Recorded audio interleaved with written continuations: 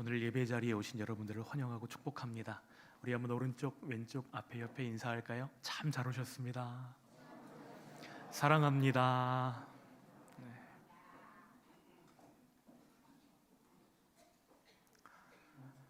여러분, 렌조 로소라는 사람을 아십니까?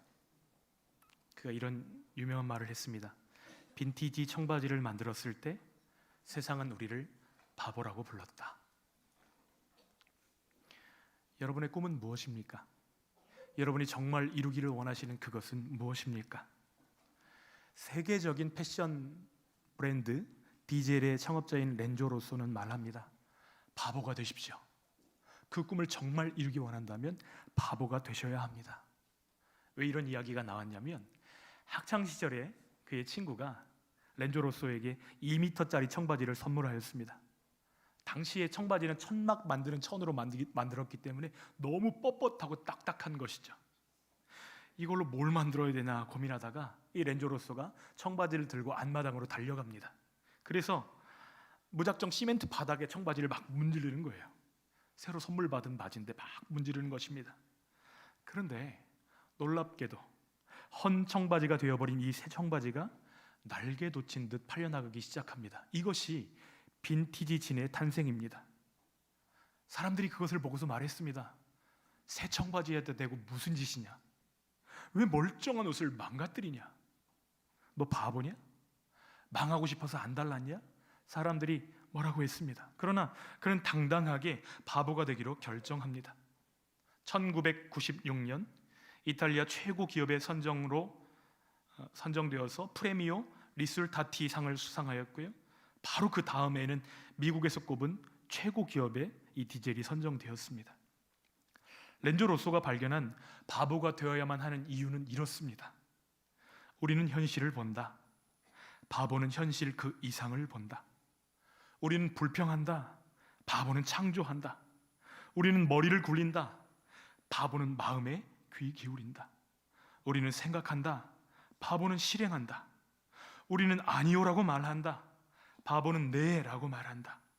우리는 따라가기에 급급하다. 바보는 한 발 먼저 간다. 우리는 실수하지 않으려 한다. 바보는 실수해도 시도를 멈추지 않는다. 우리는 안정을 추구한다. 바보는 변화를 추구한다. 우리는 가정과 회사 사이에서 갈등한다. 바보는 회사를 가정처럼 만든다. 여러분, 그가 어떻게 위대한 기업을 이루었는지 상상이 되십니까? 또 한 사람의 바보 이야기를 말씀드리도록 하겠습니다. 고대 의과 91학번 청년 의사 안수연입니다. 사람들은 그를 바보라고 불렀습니다. 자기 것을 챙길 줄 모르는 그 답답함과 너무 빨리 하나님께 가버린 그를 향한 미안함이 담긴 말입니다. 한 번은 환자로 조선족 할아버지가 오셨는데 치료비가 없어요. 돈이 없어서 검사를 받지 못하는 조선족 할아버지의 검사비를 이 안수연이 내주고, 또 그의 즐겨매는 까만 가방 속에는 항상 신앙서적과 찬양 테이프가 들어있어서 필요하세요? 물으면 필요하다는 사람들에게 언제든 내어줄 수 있도록 그것이 준비되어 있었습니다. 밤이면 병원을 돌며 자신이 맡은 환자들을 붙잡고 조용히 기도해 줍니다. 안병동을 돌면서 시리에 빠진 암 환자들에게 말동무가 되어주었던 이 안수연을 사람들은 바보라고 불렀습니다. 바보 의사, 바보. 안수연 형제는 2003년 군의관으로 입대했을 때도 병사들의 친구로 지냈습니다. 안 가도 되는데 영창을 방문해서 책을 선물합니다. 일일이 편지를 씁니다. 군의관 신분상 유격훈련 이런 거 안 받아도 되거든요. 그런데 모든 훈련을 함께 하면서 행군도 함께 합니다. 병사들과 어울리는 거예요. 그러던 중 예기치 못한 병이 찾아옵니다. 유행성 출혈이라는 병에 걸려서 한 달 만에 하나님께 부르심을 받습니다. 그때 그의 나이가 33살이었습니다. 예수님이 하나님께 부름받은 나이가 몇 살이죠? 33살. 그래도 아직까지 우리나라는 의사가 되면 출세와 성공이 보장된 나라입니다. 그의 앞에 유혹도 많이 있었을 텐데 안수연 형제는 하나님이 그를 심으신 곳에서 가운 입은 예수로 살면서 하나님의 복음을 증거했던 것입니다. 저는 그 청년 바보 의사라는 책을 읽으면서 어쩌면 하나님은 바보를 찾고 계시겠다라는 생각을 하게 되었습니다. 세상은 이해할 수도 없고 흉내낼 수도 없는 바보, 그런 바보만이 삶으로 복음을 보여줄 수 있기 때문이죠. 세상은 너무나 영악합니다. 모든 지혜를 동원해서 챙기고 누리고 오르고 쌓기에 분주합니다. 세상의 관심은 여기서 무엇을 얻어낼 것인가에 집중되어 있습니다. 챙길 수 있을 때 챙기는 것이 지혜야 라고 말하는 세상 속에서, 그런 사람들 틈에서 나눔을 이야기하면 어떻게 되죠? 바보가 되는 것입니다. 남들을 밟고서라도 이 기회를 잡아야 돼 라고 말하는 사람들 틈에서 섬김이 축복이라고 믿는 사람은 뭐가 되죠? 바보가 됩니다. 어떻게 빼먹을까를 다 작당해서 고민하고 의논하는데, 나는 어떻게 보탬이 되고 나는 어떻게 복이 될까를 고민하는 사람은 뭐가 될까요? 바보가 됩니다. 그러나 하나님은 세상에 없는 그것을 기대하시며 우리를 세상 가운데 복의 통로로 보내시는 줄 믿습니다. 하나님 나라의 원리와 방법으로 살아가면 바보처럼 보이는 것이 당연합니다. 그런데 아직도 많은 사람들이 이 바보 의사를 그리워하는 이유는 그를 통해서 예수님을 볼 수 있었기 때문입니다. 신앙생활을 하면서 지금도 고민은, 나는 예수님을 정말 잘 따라가고 있는가? 내가 목사가 되었기 때문에 이전에 목사가 아니었을 때보다 더 주님을 잘 따라가고 있는가? 이것이 저의 고민입니다. 어떤 분들은 주님의 능력으로 더 많이 갖게 해주세요, 더 빨리 성공하게 해주세요, 더 많이 누리게 해주세요, 이렇게 기도합니다. 그 기도를 비난하는 것이 아닙니다. 그런데 어떤 순간을 지나가면 그 기도를 넘어서야 된다는 것이죠. 주님이 우리에게 정말로 기대하시는 것이 무엇일까요? 세상을 축복하는 바보가 되라는 것입니다. 왜 그렇게 살아야 될까요? 우리는 어떻게 그렇게 살 수 있을까요? 그 비밀이 오늘 하나님 말씀 안에 들어 있습니다. 오늘 우리가 함께 읽은 본문은 선한 사마리아인의 비유와 또 마리아, 마르다 자매 이야기가 담겨 있습니다. 오늘 저는 마르다, 마리아의 이야기는 좀 접어두고 선한 사마리아인의 비유를 중심으로 하나님의 말씀을 나누고자 합니다. 어떤 율법학자가 예수님을 시험하기 위해서 예수님께 질문합니다. 선생님, 제가 무엇을 하여야 영생을 얻을 수 있습니까? 그러자 예수님이 그에게 물으십니다. 율법에 뭐라고 기록되어 있느냐? 여러분, 율법학자가 율법이 전공이니 오죽 대답을 잘 했겠어요?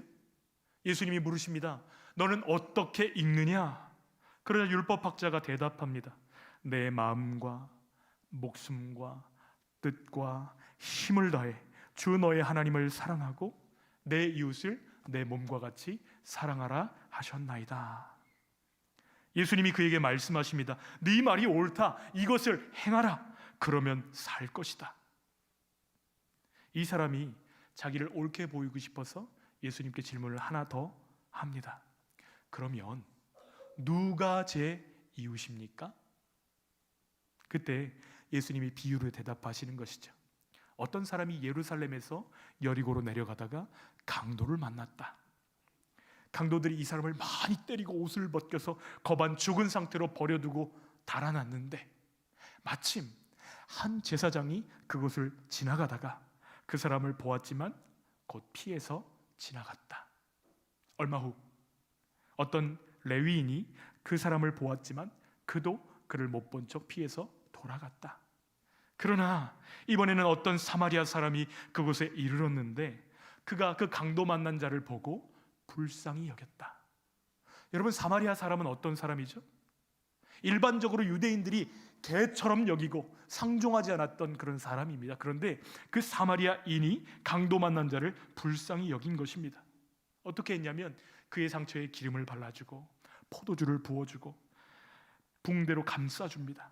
그리고 자기 짐승에 태워서 여관에 데리고 가서 정성껏 보살펴 주었습니다.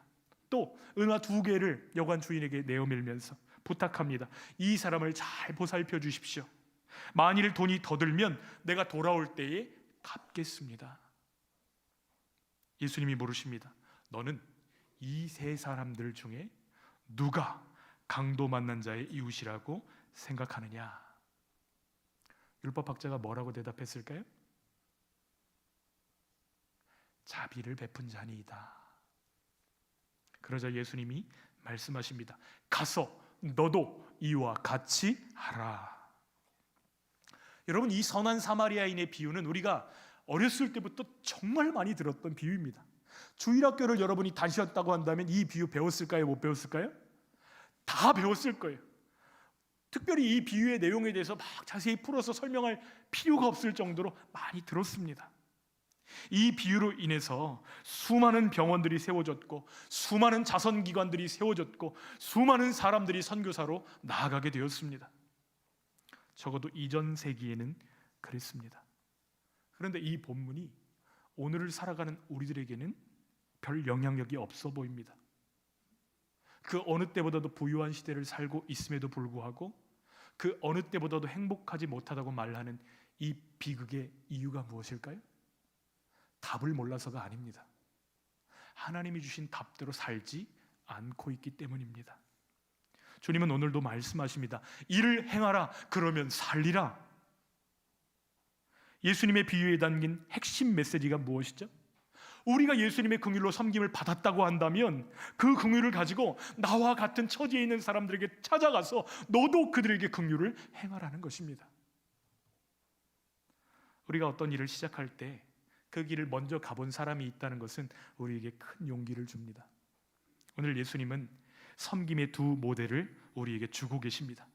한 분은 예수님 자신이고 한 분은 선한 사마리아인, 이 비유 속에 등장하는 이 사람이 우리의 모델입니다. 주님은 이 비유를 통해서 우리가 섬김의 사람, 긍휼의 사람이 되고 주님이 찾으시는 바보로 살아갈 방법을 일러주십니다. 첫 번째, 사람 보는 눈을 바꿔야 한다는 것입니다. 어떻게 해야 된다고요? 사람 보는 눈을 바꿔야 한다. 예수님의 비유에는 몇 사람이 등장합니다. 첫 번째는 강도입니다. 강도의 눈으로 내 앞에 있는 사람을 보면, 내 앞에 있는 약한 사람, 쓰러진 사람, 저 한 대만 치면 넘어질 것 같은 사람은 약탈의 대상일 뿐입니다. 욕심의 눈으로 사람을 보면 그 사람을 이용 가치로 봅니다. 숫자로 봅니다. 그 사람보다 그 사람 주머니에 있는 돈에 관심을 가지게 됩니다. 제사장과 레위인의 눈은 어떻습니까? 사람을 무심한 눈으로 쳐다봅니다. 지금 강도 만난 사람의 생명이 경각에 달려있는데 내 지위, 내 편리, 내 시간, 내 계획을 유보할 만큼 그 사람의 생명이 중요하다고 생각하지 않습니다. 그러나 사마리아인의 눈은 어떻습니까? 그는 사람을 바라볼 때 긍휼의 눈으로 바라봅니다.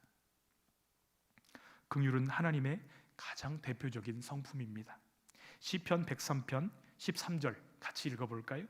아비가 자식을 불쌍히 여김같이 여호와께서 자기를 경외하는 자를 불쌍히 여기시나니. 하나님이 우리를 이렇게 불쌍히 여기십니다. 긍휼은 하나님의 자녀들이 닮아가야 될 가장 복된 성품이기도 합니다. 마태복음 5장 7절도 같이 읽어볼까요? 긍휼히 여기는 자는 복이 있나니 저희가 긍휼히 여김을 받을 것이미요. 여러분, 이 긍휼의 복이 저와 여러분의 삶 가운데 부어지기를 간절히 소원하고 축복합니다. 현대의 비극은 상처받은 사람들이 너무 많다는 것입니다. 영적으로, 정서적으로, 사회적으로, 신체적으로 상처받은 사람들이 너무 많습니다. 그런데 그들을 치유하고 돌봐줄 선한 사마리아인들은 너무 적습니다. 우리 안에도 상처받은 사람들이 많이 있습니다. 그러나 오늘 우리가 이 예배 자리에 있는 것은 주님의 긍휼 때문입니다. 주님이 우리를 불쌍히 여기셔서 수많은 긍휼의 사람들을 보내주셨고 그들의 손을 통해서 우리를 이곳까지 인도하신 것입니다. 하나님이 우리를 살려주신 것입니다. 어떤 의미에서 우리는 그 긍휼과 사랑의 빚을 지고 있는 사람들입니다. 그러므로 사람을 볼 때 긍휼의 눈으로 보는 훈련이 우리 안에 있어지기를 간절히 소원합니다. 어떻게 하는 것이 긍휼히 여기는 눈으로 보는 것이죠? 에베소서 4장 32절에 바울이 이야기합니다. 함께 읽습니다. 서로 친절하게 하며 불쌍히 여기며 서로 용서하기를 하나님이 그리스도 안에서 너희를 용서하심과 같이 하라. 옆에 분들을 한번 보시겠어요? 옆에 분들을 바라보실 때 긍휼의 눈으로 바라보시기를 바랍니다. 1초도 못 바라보시고 지금 고개를 떨구시는 분들이 계시는데, 남편을 바라볼 때 긍휼의 눈으로, 아내를 바라볼 때 긍휼의 눈으로, 자식을 바라볼 때 긍휼의 눈으로, 부모님을 바라볼 때 긍휼의 눈으로, 연약한 성도들을 바라볼 때 긍휼의 눈으로, 괘씸한 직장 동료를 바라볼 때도 긍휼의 눈으로 바라볼 수 있기를 간절히 소원합니다. 그 눈을 달라고 기도하는 저희들 되기를 소원합니다. 사람 보는 눈을 바꿔야 합니다. 이것이 첫 번째입니다. 두 번째는 삶의 원리를 바꾸라고 말씀하십니다. 본문에는 세 종류의 사람들과 그들을 움직이는 삶의 원리가 드러납니다. 첫 번째는 있어서는 안 될 사람입니다. 강도 같은 사람이죠. 욕심에 이끌려 사는 사람입니다. 네 것도 내 것, 내 것도 내 것인 사람들이죠. 이웃의 위기는 내 기회라고 생각합니다. 교통사고가 딱 났어요. 그러면 제일 먼저 우리가 생각해야 되는 것은 무엇이죠? 사람은 괜찮은가? 이것을 봐야 되는데, 어떤 사람들은 교통사고가 딱 벌어지면 어떻게 하면 이 교통사고를 내가 돈 벌 기회로 삼을 것인가를 고민하는 사람들이 있어요, 없어요? 두 번째는 있으나 마나한 사람입니다. 제사장과 레위인 같은 사람들입니다. 이들은 이기심에 이끌려 살아갑니다. 내 것은 내 것이지, 네 것은 네 거고 내 것은 내 거야, 이렇게 이야기하죠. 오직 내 것에만 관심을 기울입니다. 그러나 없어서는 안 될 사람도 있습니다. 누구죠? 사마리아인과 같은 사람입니다. 이들은 사랑에 이끌려 살아갑니다. 내 것은 네 것이야. 내어주는 것을 기뻐합니다. 나누고 섬기는 데서 기쁨을 발견합니다. 여러분, 이 세 종류의 사람들 가운데 우리는 어디쯤에 서 계십니까? 남의 위기를 내 기회로 노리는 그런 사람은 우리 가운데는 없을 거예요. 근데 문제는 제사장 같은 사람, 레위인 같은 사람입니다. 난 누구에게도 패기치는 삶은 살지 않을 거야. 그것이 전부라고 한다면 그 모습은 하나님이 우리를 향해서 기대하시는 모습과 같은 모습이에요? 다른 모습이에요? 많이 차이가 나는 것이에요. 안타깝게도 여전히 세상은 가인의 철학으로 움직입니다. 가인이 누구죠? 창세기 3장에 아벨을 돌로 쳐서 죽인 최초의 살인자가 가인 아닙니까? 하나님, 왜 내가 드리는 제사는 안 받아주시고 내 동생이 드리는 제사만 받아주십니까?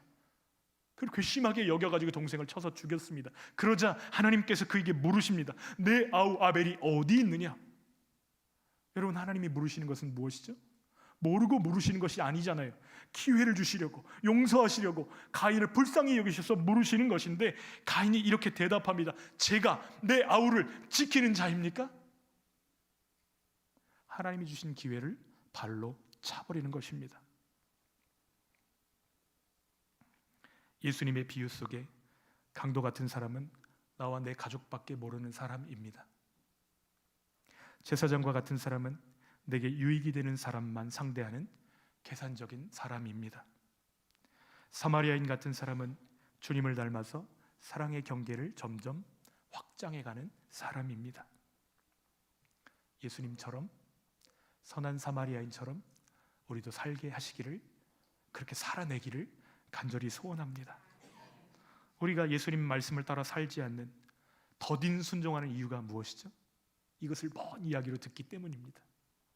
그런데 우리가 그렇게 살아갈 때 강도 만난 자와 같은 사람이 나일 수도 있고, 내 사랑하는 아내일 수도 있고, 우리 자녀일 수도 있고, 내가 정말로 아끼는 그 사람이 될 수도 있다는 사실이죠. 그때에 우리와 같은 마음으로, 주님과 같은 마음으로 그 자리에 누군가 있기를 원하신다면, 여러분, 대접받고자 하는 대로 우리도 남을 대접할 수 있기를 간절히 소원합니다.